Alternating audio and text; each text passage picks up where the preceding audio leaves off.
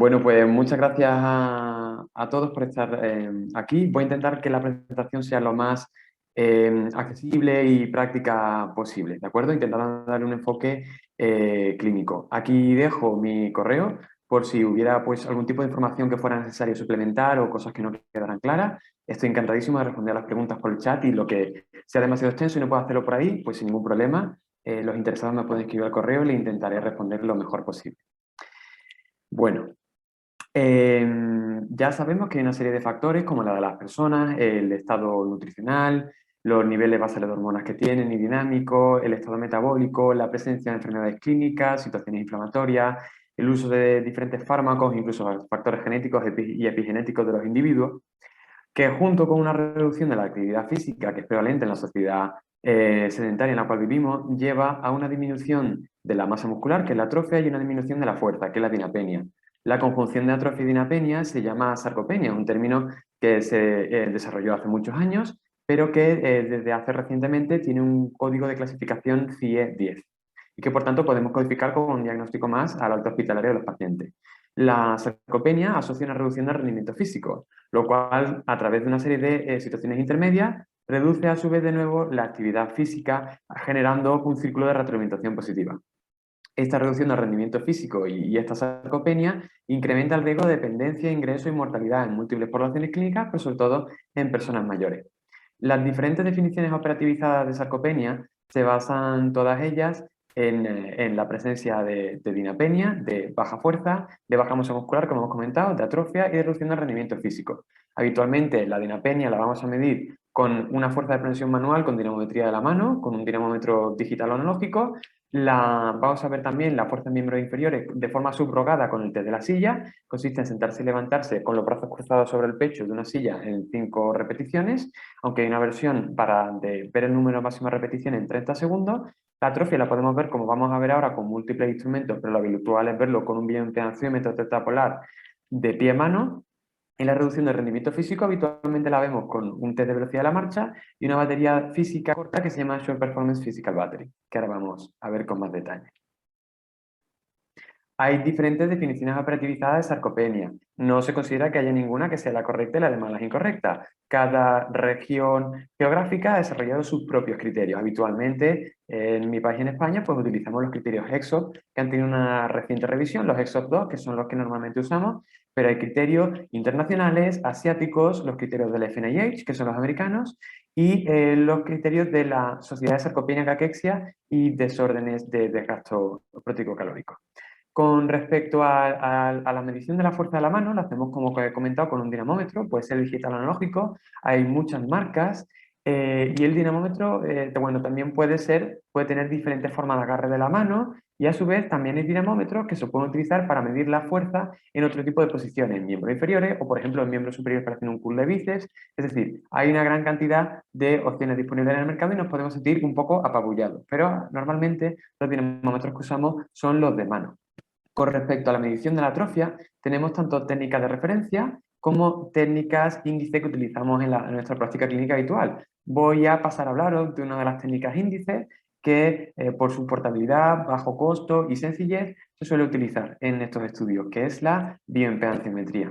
La bioimpedanciometría es una técnica que divide al cuerpo en un modelo de composición corporal bicompartimental, masa grasa, fat mass, y masa libre de grasa, fat free mass. La masa libre de grasa se divide en skeletal muscle mass y en skeletal lean mass, es decir, en masa magra y en masa muscular esquelética, más aparte una fracción mineral ósea. Bueno, cuando nosotros le hacemos a una persona una prueba de bioimpedanciometría, nos da una serie de parámetros bioeléctricos. Esos parámetros son la R, la X sub C, la Z y el ángulo de fase, es decir, resistencia, reactancia, impedancia y el ángulo de fase. Todos vienen dados en ohmio, excepto el ángulo de fase que viene dado en grado. El ángulo de fase es el arco tangente que hay entre la resistencia y la reactancia. Y la impedancia es la raíz de la suma de cuadrados de resistencia y reactancia. Todos estos valores nos dan una idea del grado de hidratación del sujeto, a partir del cual podemos intentar estimar su masa magra y su masa muscular esquelética, y nos da una idea también del grado de integridad de su membrana biológica. Para realizar una bioimpedanciometría necesitamos a la vez un bioimpedanciómetro, que es una fuente emisora y receptora de una corriente eléctrica imperceptible y no dañina, Doctor, Eh, lo voy a sí, interrumpir un segundo. sí.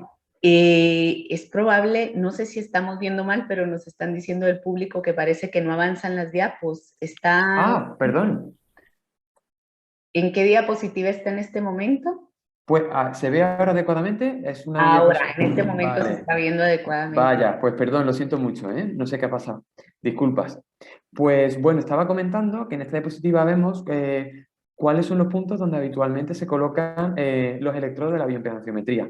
Los aparatos de bioimpedanciometría pueden o bien tener unos electrodos que vienen con pegatinas en los que el electrodo positivo y negativo se separan unos 4 o 5 centímetros, viene ya automáticamente, o bien doble pegatina en mano, doble pegatina en pie, y ahí conectamos el aparato. Normalmente tenemos una única pegatina para la mano y una única pegatina para el pie. A su vez, esto es lo habitual, es decir, los aparatos tetrapolares para uso clínico que hacen una medición a cuerpo completo de entrando por el pie y saliendo por la mano, que es, por ejemplo, el aparato que aparece aquí abajo a la izquierda, pero en realidad hay muchísimos otros aparatos. Los hay ortopolares, los hay que miden únicamente el arco inferior, entonces, bueno, realmente también podemos perdernos un poco en muchas opciones, pero los más habituales son los tetrapolares, como estoy comentando. Tenemos una serie de ecuaciones de uso habitual en bioimpedanciometría en la práctica clínica, que es la masa muscular esquelética total según Janssen, que se desarrolló en Canadá y que se validó en una muestra de adultos sanos con respecto a resonancia magnética de cuerpo completo, con una muestra muy, muy grande y de muchísima calidad. Entonces, esta ecuación se suele utilizar con mucha frecuencia en los estudios. También tenemos, por otra parte, la masa muscular esquelética pendicular, que se validó de una forma también muy adecuada en Italia, según Sergi y colaboradores. Y también podemos indexar tanto masa muscular esquelética por la altura al cuadrado de la persona y nos da el índice de masa muscular esquelética, el IME, pero también hay otros parámetros que nos indexan tanto masa muscular esquelética como la masa muscular esquelética pendicular, por ejemplo, por medidas de volumen. ¿De acuerdo? Si queréis ver más ecuaciones de uso clínico para poblaciones específicas, que no sean población general, por ejemplo, personas que tienen un determinado tipo de neoplasia, personas que están sometidas a hemodiálisis, etc., se pueden utilizar ecuaciones de uso en nutrición clínica que aparecen en esta revisión sistemática que son de mucho interés y que os junto aquí. El problema de la bioimpedanciometría es que, como todas las técnicas de composición corporal, cuenta con una serie de limitaciones, pero lo bueno que tiene por otra parte es que podemos superarlas si la técnica de medición es adecuada. Para ello, yo os recomiendo que efectuemos una checklist y que seamos sistemáticos a la hora de medir a la persona. Siempre hay que hacer las mediciones o con la persona en bipedestación o con la persona en sedestación porque los parámetros bioeléctricos cambian según la postura. A su vez, si la persona estaba sentada mientras la atendemos a la consulta y pasa al decúbito, para que lo vayamos a medir, tiene que estar unos 5 o 10 minutos como poco en reposo antes de poder hacer la medición, para que haya una redistribución de la hidratación tisular. Los brazos y piernas hay que separarlos 30 a 45 grados. Hay que evitar que haya un contacto de los muslos entre sí o de los brazos con el tronco, porque eso sobre todo nos va a modificar la resistencia de la persona. La vejiga tiene que estar vacía y la persona tiene que tener idealmente una ayuna de como mínimo 2 horas. Va a haber personas en las que van a tener artefactos metálicos que no vamos a poder retirar, como por ejemplo una prótesis de cadera, una prótesis de cabeza del húmero, pero en la medida de lo posible, pues o bien lo evitaremos midiendo en el hemicuerpo contralateral o simplemente registraremos que esta persona puede tener un posible artefacto.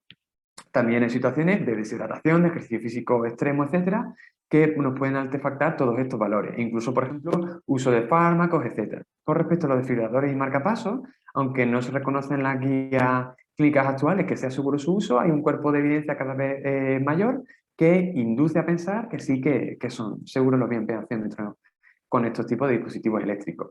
La bioimpedanciometría requiere su ajuste mediante ecuaciones de predicción que deben de ser población específica, aunque también las diferentes empresas de los aparatos nos dan sus propias ecuaciones comerciales que están sometidas a secreto. Si queremos superar algunas de las limitaciones intrínsecas al uso de ecuaciones población específicas y no disponemos de una ecuación para nuestra población, lo que podemos hacer es llevar a cabo un análisis vectorial de la bioimpedanciometría, un VIVA, que lo que hace es que ajusta los parámetros bioeléctricos, la resistencia en el eje X, la X sub C, la reactancia en el eje Y, los ajusta por la altura del sujeto en metros y entonces obtenemos valores que ya no son cuantitativos, sino semi-cuantitativos, pero lo bueno que tiene es que están dentro de una esfera de la normalidad y vemos si están por debajo del percentil 95, 75 o 50 con respecto a una población sana de referencia. Con respecto a Short Performance Physical Battery, es una de las múltiples baterías que podemos llevar a cabo en personas mayores. En realidad es mucho más. ¿Por qué os traigo esta? Pues porque En poblaciones clínicas que tienen cierto grado de dependencia o que tienen comorbilidades, es difícil que hagan test más complicados que esto, por eso lo traigo, ¿vale? Pero realmente hay más, el Senior Fitness Test y hay muchos más. El SPPD consiste en 3 pruebas muy sencillas de equilibrio, con pie juntos en semitándem y tándem, en función de la cantidad de segundos que invierte la persona se le da una puntuación, y después en función del número de la cantidad de tiempo en la que la persona consigue hacer 5 repeticiones en el test de la silla, que os comentado previamente, se le dan diferentes puntos, y según punto de corte de velocidad de la marcha, igual, se suman todos estos puntos y se ve si la persona tiene un rendimiento físico bajo o normal. Los puntos de corte del EXO, de la sarcopenia europea, serían 8 puntos o menos es igual a un bajo rendimiento físico. Teniendo en cuenta los criterios de dinapenia, EXO, decimos que si son positivos, es decir, hombres, fuerza de presión manual menos de 27 kilos, mujeres menos de 16, o personas que tardan más de 15 segundos en hacer 5 repeticiones en el test de la silla, la sarcopenia es probable. Si a esa sarcopenia probable además se le suma una atrofia, que sería un índice de masa muscular esquelética según los puntos de corte de Massanet y colaboradores en el caso de España, pero por ejemplo si estamos trabajando en México, estoy seguro de que hay estudios de población normal en la zona, lo que se hace es que se toma valores que estén por debajo de 2 desviaciones estándar de una población de la misma localización geográfica y sana, ¿de acuerdo? Esto se hizo por primera vez en el estudio Rosetta Stone de Baumgartner y colaboradores y entonces se ha ido repitiendo esta sistemática. Y por último, si esta persona, aparte de tener dinapenia, si aparte de tener atrofia, tiene un bajo rendimiento físico, medido por Short Performance Physical Battery, pero según los criterios europeos, también con una velocidad de la marcha de menos de 0,8 metros por segundo, o un tema Pan-Go Test, que consiste con los brazos cruzados, me levanto, ando 3 metros con un dispositivo de ayuda si yo lo requiero, me doy la vuelta, vuelvo a la silla en la que he partido, cruzo los brazos de nuevo y me siento sin utilizar los brazos. Si en esa prueba doy más de 20 segundos, también tengo un bajo rendimiento físico. Si doy positivo en cualquiera de estas pruebas, ya automáticamente, si cumplo un criterio de sarcopenia, paso a tener una sarcopenia grave. Bueno, un par de pruebas que tenemos para hacer screening, para hacer cribado de sarcopenia, son el test de IGI y un cuestionario que es el SARC-F. El test de IGI es muy interesante porque tiene una validación muy exhaustiva llevada a cabo en Japón, con una población mayor inmensa, con unas técnicas muy adecuadas, que encontraron estos autores en tablas de correlación y haciendo después regresiones lineales múltiples, vieron que hay una asociación muy importante entre la circunferencia de la pantorrilla y la fuerza de presión manual con criterios de interés de rendimiento físico y de dinapenia. Y desarrollaron, para predecir sarcopenia, unos puntos de corte específicos para sexo, con un área bajo la curva muy adecuada y que fueron la fórmula, os las dejo aquí puestas, utiliza la fuerza de presión manual por dinamometría digital, en este caso un dispositivo Takei, y la circunferencia de la pantorrilla. Tenemos puntos de corte óptimos para maximizar sensibilidad y especificidad en hombres de 105 puntos o más y en mujeres de 120 puntos o más. Sin embargo, si quisiéramos puntos de corte que lo que maximizan son la sensibilidad del 90%, en hombres sería 101 y en mujeres sería 104. En este gráfico, en una especie de rosita, os he puesto los puntos de máxima sensibilidad y los de criterios de Youden que maximizan sensibilidad en relación a especificidad vienen un poquito más en rojito, ¿vale? ¿Qué es lo bueno que tiene el test de IGI? Que la variación es muy buena, que no requiere medición de atrofia de ningún tipo, que suelen ser las pruebas que requieren aparataje más caros, más complejos y más tiempo. Por tanto, es una prueba rápida, fácil y accesible. ¿Qué pasa? Que no está validada en personas caucásicas y las personas asiáticas pueden tener puntos de corte de antropometría y masa muscular diferentes a los europeos o a los americanos, por ejemplo. Y claro que la aplicabilidad automática en otros entornos, la validez externa de estos resultados podría no ser automática. El test de IGI, hay un estudio muy interesante llevado a cabo en China, que se hizo con personas ingresadas, que midió inicialmente 380 personas mayores de 60 años, ingresadas principalmente en plantas médicas, y lo siguieron a lo largo de un máximo de 3 años, con una pérdida de seguimiento de menos del 10%. A estas personas les veían los diagnósticos de base, si tenían desnutrición por MNA, veían cuál era el grado de déficit cognitivo con un mini-mental y hacían un cribado de depresión. Bueno, les pasaron un test de IGI. El IGI positivo basal fue de 71% en hombres y 65% de mujeres, una prevalencia alta de IGI positivo. Encontraron que la mortalidad a 2 y 3 años fue significativamente superior en las personas que tienen un test de IGI positivo. Y lo podemos ver en unos análisis de regresión que ponen aquí los autores que pongo en el lado derecho de la presentación.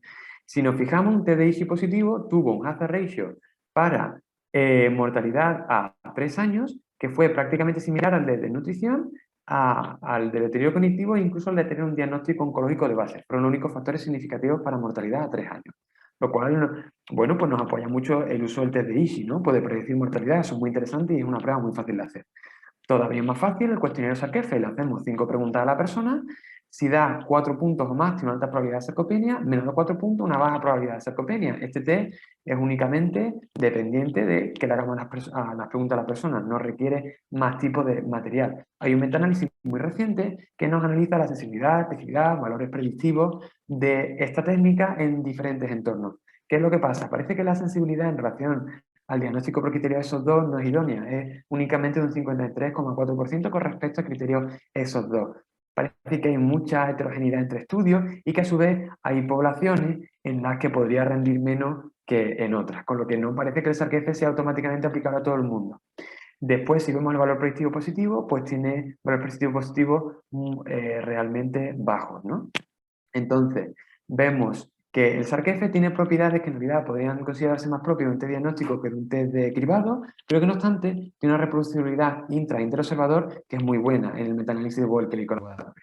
El área bajo la curva, si lo comparamos con el área bajo la curva del test de IGI, es muy inferior, estamos hablando en torno al 65% versus el otro test que tiene en torno al 90 y pico por ciento, ¿vale?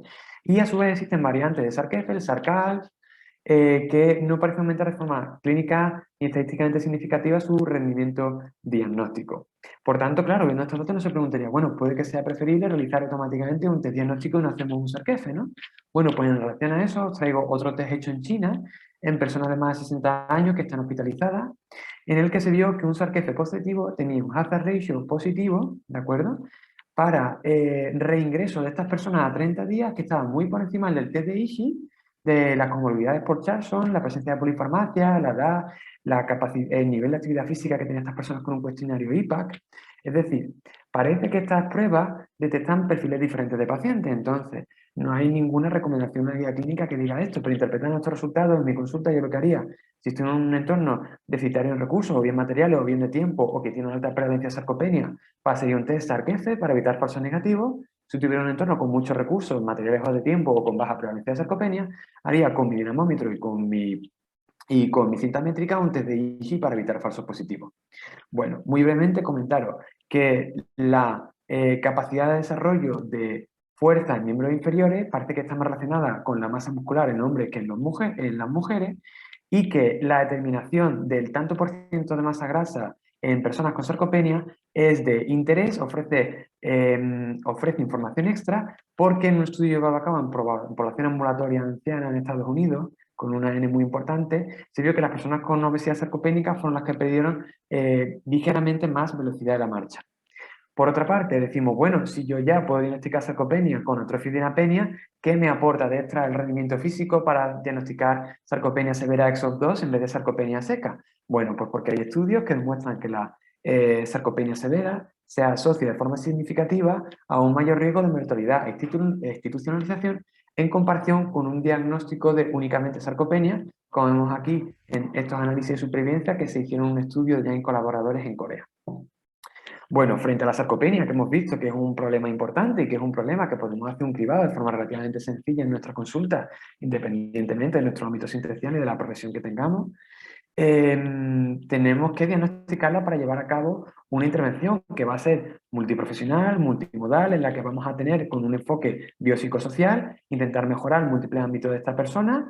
Desde el punto de vista pues de personas que trabajamos en la nutrición, vamos a intentar mantener un adecuado estado nutricional y siempre que no sea posible hacer unas recomendaciones de ejercicio físico, siempre prescrito sus limitaciones físicas que van a ser importantes en ancianos y que siempre van a requerir una adaptación al ejercicio. Bueno, el ejercicio, que per se, ¿qué efectos beneficiosos tiene en este perfil de población? Bueno, pues por una parte, mejora de forma significativa en un metaanálisis muy reciente, el año pasado, la miostenosis, ¿de acuerdo? Este metaanálisis estaba basado principalmente en ejercicios de fuerza, pero también incluía programas multimodales, ejercicios mixtos, aeróbicos, incluso ejercicios en agua. También, a su vez, el ejercicio puede mejorar de forma significativa la fuerza de estas personas de una forma significativa. Den un subgrupo de tipos de ejercicio que podemos llevar a cabo en estas personas para ejercicio de fuerza y que pienso que va a tener mucha proyección en años venideros y que puede que a muchos ya os suene porque es bastante famoso. Es el Blood Flow Restricted Training, el CAPSU, el entrenamiento con restricción de flujo sanguíneo. ¿Por qué? Estas personas pueden tener ya no solo una limitación física por afectación del propio miocito, sino incluso afectaciones físicas a nivel de tejido conectivo, limitación de rangos articulares, etcétera, de múltiples causas, que no van a permitir que estas personas hagan ejercicio de fuerza de alta intensidad en torno al 80% de una repetición máxima.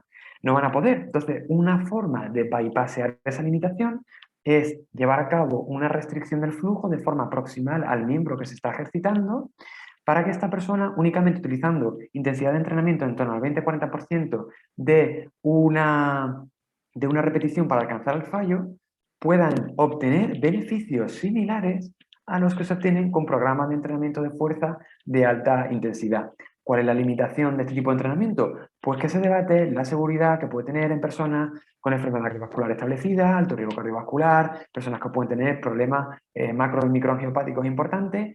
Hay ya un gran estudio poblacional japonés, que es donde tradicionalmente se ha utilizado esta técnica, que muestra una incidencia de complicaciones absolutamente mínima, pero es cierto que necesitamos estudios aleatorizados de gran tamaño, con seguimiento amplio, múltiples poblaciones clínicas en nuestro entorno, para empezar a utilizarlo de forma ya masiva, ¿no?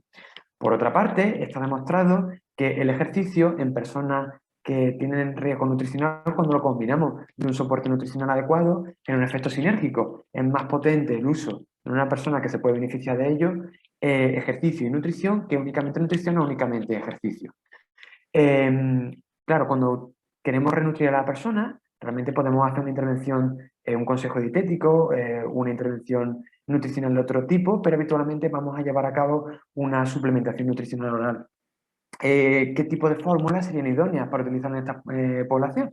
Pues bueno, tenemos metaanálisis que nos dicen que estas fórmulas deberían de utilizar al menos 400 unidades internacionales al día de vitamina D para aumentar la fuerza y que tendrían que tener, según recomendaciones del grupo Estudio Protege, muy interesante este artículo, lo recomiendo, tendría que tener entre 1,0 a 1,2 gramos de proteína por kilo de peso del día y tendremos que tener tomas proteicas en torno a 25 a 30 gramos de proteína por toma, con al menos 2,5 a 2,8 gramos de leucina por cada toma. Con respecto a cuál es la cantidad máxima que podemos darle a una persona de forma segura de leucina y de su metabolito beta-hidroxi beta-metilbutyrato, el HMB, pues fijaos, podemos tener ingestas seguras de hasta 500 miligramos de leucina por kilo de peso día, que un arquetipo fisiológico de 70 kilos sería unos 35 gramos. Ojo, esto en personas sanas, que tienen una función renal normal. En un arquetipo fisiológico podemos dar hasta 28 gramos de HMB al día, teniendo en cuenta que la ingesta segura en humanos puede ser de hasta 6 gramos al día. Claro, podemos pensar, bueno, ¿qué sería mejor? ¿El metabolito HMB o la leucina? Bueno, hay evidencia que puede escorarnos más a pensar que uno u otro, pero yo pienso que lo importante es que tengamos estudios clínicos que nos comparen directamente gestos helados de intervenciones. Yo no he encontrado estudios en la población de bajo análisis, estudios de este perfil, pero por ejemplo tenemos un ensayo clínico aleatorio exploratorio en personas sanas, deportistas, bien entrenadas, en el que se les daban tomas de lactoproteínas séricas que se combinaban bien con HMB o bien con leucina, en dosis aproximadamente equivalentes. Y se llevaba a cabo un entrenamiento de fuerza de 3 meses. No se veían diferencias significativas en ambos grupos, probablemente en relación al escaso tamaño muestra. Por tanto, tenemos que desarrollar estudios específicos al respecto. Cuando damos estas recomendaciones proteicas de 1,0, 1,2 gramos kilo de peso día, ¿cuál es la fuente proteica idónea? Bueno, pues según el grupo Protege, parece que la fuente idónea sería por el diferente metabolismo que tienen las personas, por diferentes asociaciones y metabolismo de las proteínas que tienen las personas mayores, parece que sería proteínas de origen animal, proteínas de absorción rápida e idealmente lactoproteína sérica. Lactoproteína sérica, que como podemos ver en la tabla superior izquierda, va a aportar una mayor cantidad de leucina que el caseinato y que si a su vez lo añadimos en fórmula con aminoácidos ramificados, aumentamos todavía más el ratio leucina-aminoácido ramificado. A su vez, ¿con cuánta energía tendríamos que acompañar la fórmula? Pues parece, en datos de estudio en voluntarios sanos, que si acompañamos esta suplementación proteica de una gran cantidad de energía, conseguimos una mayor respuesta hiperinsulinémica y por tanto anabólica en estas personas, con lo que sería recomendable dar una cantidad importante de energía con la suplementación. Bueno, tenemos metaanálisis que hablan de esto, pero me ha parecido más interesante traer un estudio específico que lo veo un poquito más en detalle, ¿de acuerdo? Y que es un estudio que se ha llevado a cabo en un hospital que a mí me recuerda a mi hospital de formación, en un centro más bien pequeño, un hospital de tercer nivel, pero con pocas camas, en la unidad de fisioterapia y rehabilitación geriátrica, en el Hospital Santa Margarita de Italia. Aquí lo que hacen es que se cogen a 130 personas que están ingresadas para hacer un programa de rehabilitación multimodal consistente en una intervención nutricional y ejercicio físico junto con optimización de fármacos, etc. Las personas recibían entre 4 a 8 semanas de este tratamiento combinado. La persona todo el mundo recibía la misma intervención basada en ejercicio físico, pero se aleatorizaba de forma doblemente ciega y estratificada por bloque el que la persona recibiera una fórmula específica muscular consistente en 2 tomas diarias con 5,6 gramos de leucina por toma de producto con 800 unidades de vitamina D, ¿vale? Versus una fórmula isocalórica pero que estaba basada en carbohidratos y que era normoproteica. El ejercicio que recibían todos los participantes eran 100 minutos semanales de un ejercicio que era combinado de fuerza y de ejercicio funcional, por así decirlo. Si os fijáis, únicamente eran 5 minutos de calentamiento y enfriamiento con tan solo 5 minutos de ejercicio de fuerza y 5, como os digo, de entrenamiento funcional de marcha y equilibrio, con Bosun y plataformas inestables similares para trabajar el equilibrio.